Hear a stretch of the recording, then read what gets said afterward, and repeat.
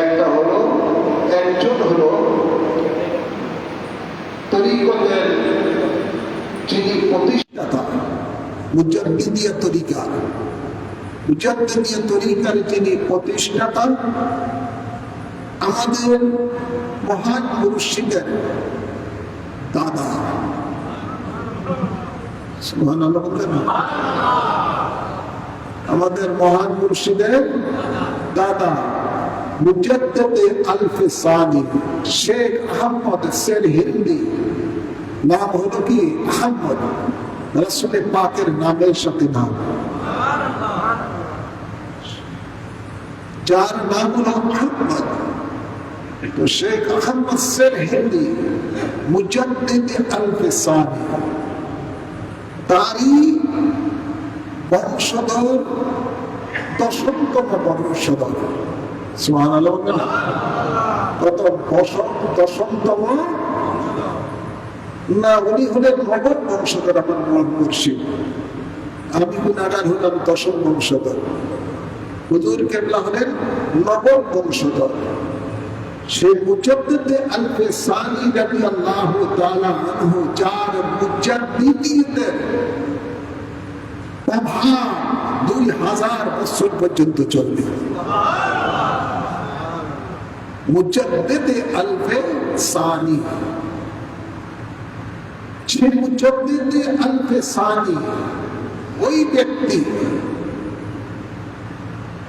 যে ব্যক্তি একজন মুরিদ রাস্তা দিয়ে হেঁটে যাচ্ছে, মুরিদ দেখলেন এক মজুর পাগল হেঁটে হেঁটে মরে যাচ্ছে, যে তাকে দেখবে সে জান্নাতি হয়ে যাবে। তো ওই মুরিদ এসে মুজাদ্দিদে আলফে সানি রাদিয়াল্লাহু তাআলা আনহুকে বলেন, হুজুর আমি একটা বিষয় আপনার কাছে জানতে চাই। আমি যখন আপনার দরবারে আসতেছি, পথে একজন পাগলের সাথে দেখা, পাগল বলতেছে যে তাকে দেখবে সে জান্নাতি হয়ে যাবে। এটার ব্যাখ্যা কি জানতে চাই, এটার হাকিকত কি জানতে চাই। মুজাদ্দিদে আলফে সানি রাদিয়াল্লাহু তাআলা আনহু তিনি যখন মুরাকাবায় গিয়ে ওই মজনু পাগলের দিকে তাকালেন, তাকানোর পরে দেখলেন এই পাগলটা যা বলতেছে ঠিক বলতেছে, ঠিক বলতেছে। তো মুজাদ্দিদে আলফে সানি রাদিয়াল্লাহু তাআলা তার মুরিদকে বলতেছেন যে তুমি যার সম্বন্ধে বলতেছো সেই পাগল যা বলতেছে ঠিক বলতেছে। মুরিদ ভাবলেন, আরে আমার মুর্শিদ থেকে মনে হয় যেন সেই পাগলের মর্যাদা অনেক বেশি আল্লাহর কাছে।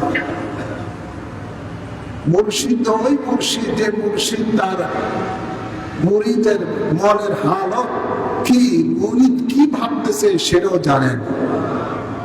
মুর্শিদ ওই মুর্শিদ যার নাম হলো মুজাদ্দিদে আলফে সানি মাহবুবে সুবহানি।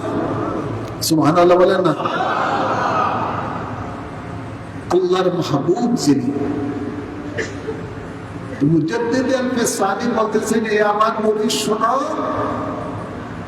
এই পাগল মজুব পাগলটা দীর্ঘদিন আল্লাহর কাছে ফরিয়াদ করতেছে যে আল্লাহ আমাকে এমন একটি দিন দাও, যে দিনটা আমাকে যেই মানুষই দেখবে সে যেন জান্নাতি হয়ে যায়। এবং আজকে আল্লাহ তাবারক ওয়া তাআলা তার জন্য সেই দিনটা ধার্য করেছেন। এই দিনটার সময়টা হলো সকাল সূর্য ওঠার পরে সূর্য অস্ত যাওয়া পর্যন্ত। এখন যদি হিন্দু দেখে কি হবে, বৌদ্ধ দেখে কি হবে, বৌদ্ধ যদি দেখে, হিন্দুও যদি দেখে, এই লোকটা তার পরবর্তীতে ইমানদার হয়ে যাবে।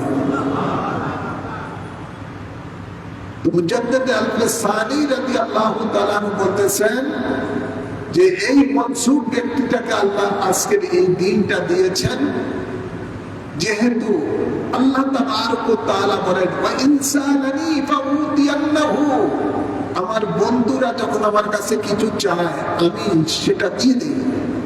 সুবহানাল্লাহ না? আল্লাহর বন্ধুরা আল্লাহর কাছে কিছু চাইলে আল্লাহ ফিরায় না, আল্লাহ ফিরায় না, তার আরজি পূরণ করে দেন। এখন মুজাদ্দিদ আল-ফিসানি দেখলেন যে তার মুরিদের ঈমানের মধ্যে মুর্শিদের ব্যাপারে তার টলমটল চলতেছে। মুজাদ্দিদ আল-ফিসানি বলতেছেন, এই আমার মুরিদ শুনো, ওই মনসুবকে আল্লাহ মাত্র একটা দিন ধার্য করেছেন যে এই দিনটা তাকে যে দেখবে সে জান্নাতি হবে। আর তোমার মুর্শিদের মর্যাদা শুনো, তোমার মনে মনে কি ভাবনা চলতেছে আমি তো জানি। মুজাদ্দিদ আল-ফিসানি বলতেছে, তোমার মুর্শিদের মর্যাদা শুনো, তোমার মুর্শিদ যে জায়গায় ইবাদত করে, যে খানকাটা যেখানে আমি অবস্থান করছি, এখানে আসতে যে একটা ছোট্ট গলি আছে, এই গলি দিয়ে যে একবার আমার এই খানকাতে আসবে, আমার মাজারে আসবে, সে জান্নাতি হয়ে যাবে। এটা কি, এই মর্যাদা কি বেশি না কম?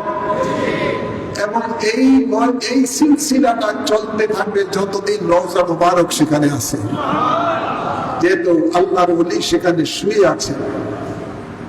এই হলো মুজাদ্দিদ আল-ফিসানির শান ও মান। তো মুজাদ্দিদ আল-ফিসানি রাদিয়াল্লাহু তাআলা আনহু, তিনি এমন একজন ব্যক্তি যিনি বহু বছর ধরে আল্লাহর দ্বীনের সংস্কারের কাজে ব্যস্ত থাকতেন এবং তরিকতের কাজে ব্যস্ত থাকতেন। তাই